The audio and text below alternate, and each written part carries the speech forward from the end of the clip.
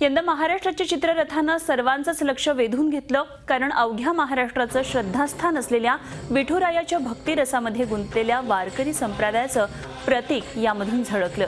विठ्ठल नामाच्या गजरानं अवघा राजपथ आज दुमदुमून गेला।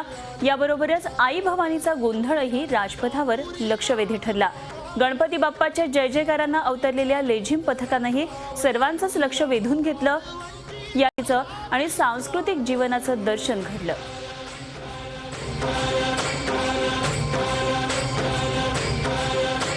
दृश्य आज राजपथावर महाराष्ट्राचं सांस्कृतिक दर्शन घडलं त्याविषयीची आहेत। सगळ्यात पहिल्यांदा महाराष्ट्राच्या चित्ररथानं सगळ्यांचंच लक्ष वेधून घेतलं। महाराष्ट्राचं सांस्कृतिक वैभव असलेली वारी यावेळी खुद्द ओबामांनी सुद्धा अनुभवली। त्याचबरोबर राजधानीमध्ये आज लेझिमचा गजर झाला आणि आई भवानीचा गोंधळही घातला गेला। एकंदरीतच आज राजधानी दिल्लीकर सुद्धा सगळेजण लय भारी याच फिलिंगमध्ये होते।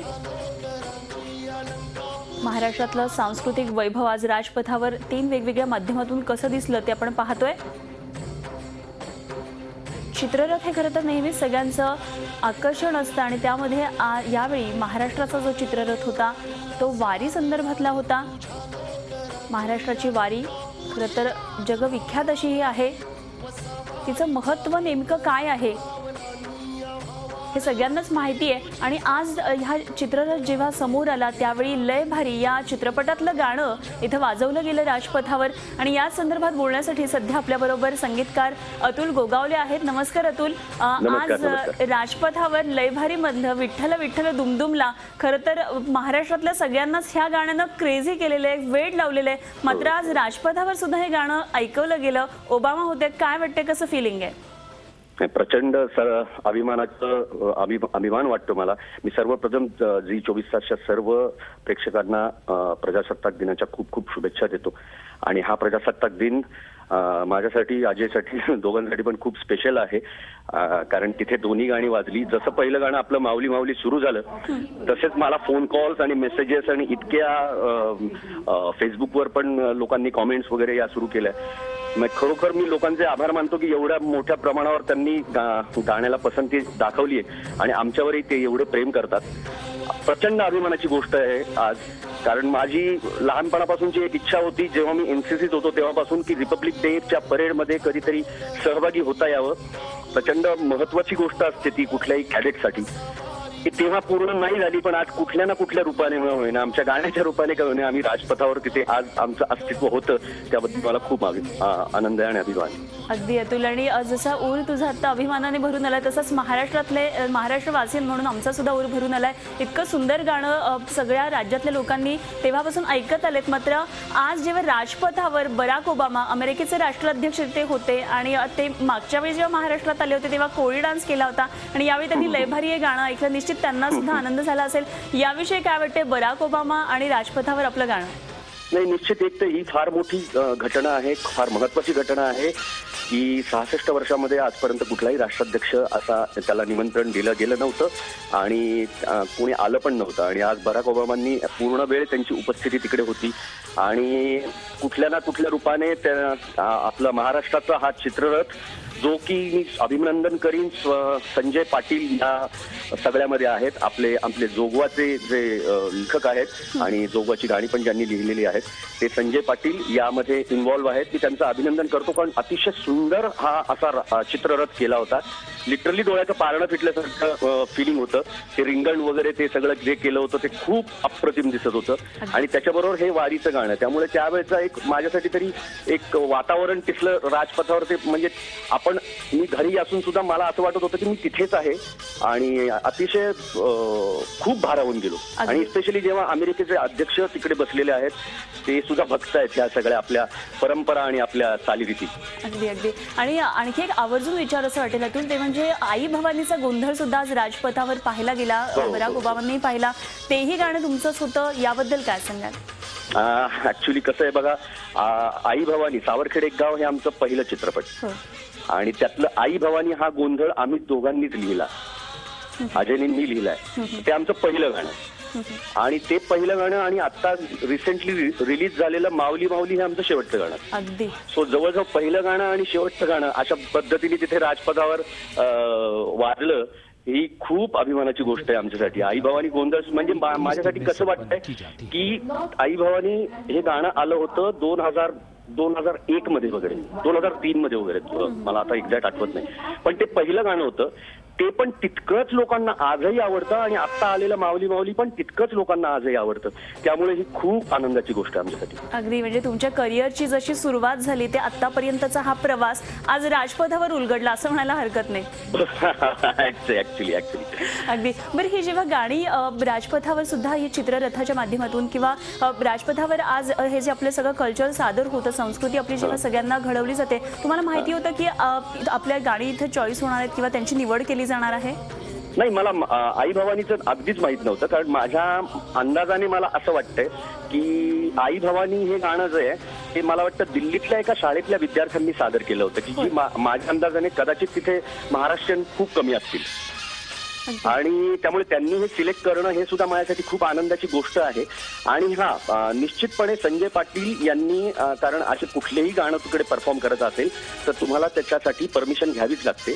तशी एक ओझरची परमिशन आम्हाला संजय पाटलांनी फोन करून विचारली होती की आम्ही हे गाणं वापरतोय महाराष्ट्राचा प्रतिनिधित्व करण्यासाठी, आणि आम्ही पण लगेच तातडीने त्यांना होकार दिला होता की येस प्लीज तुम्ही करा ते.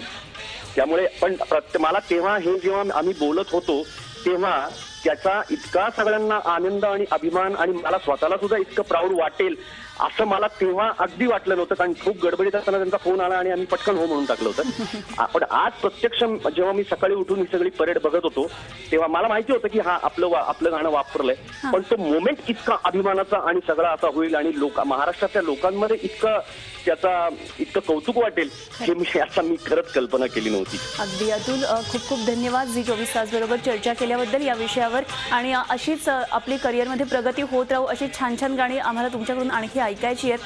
खूप खूप धन्यवाद. खूप खूप धन्यवाद. खूप खूप धन्यवाद. तर आज महाराष्ट्राचं संस्कृतीचं दर्शन जेव्हा राजपथावर होत होतं त्यामध्ये लयभरी या चित्रपटातलं गाणंही तिथे सादर चित्ररथामध्ये वाजवलं गेलं होतं, आणि त्याच विषयी आत्ता बोलत होते आपल्याबरोबर या गाण्याचे जे संगीतकार आहेत अतुल गोगावले. आपण पुन्हा एकदा बघूया आज महाराष्ट्राची सांस्कृतिक झलक जी राजपथावर झाली त्याविषयी.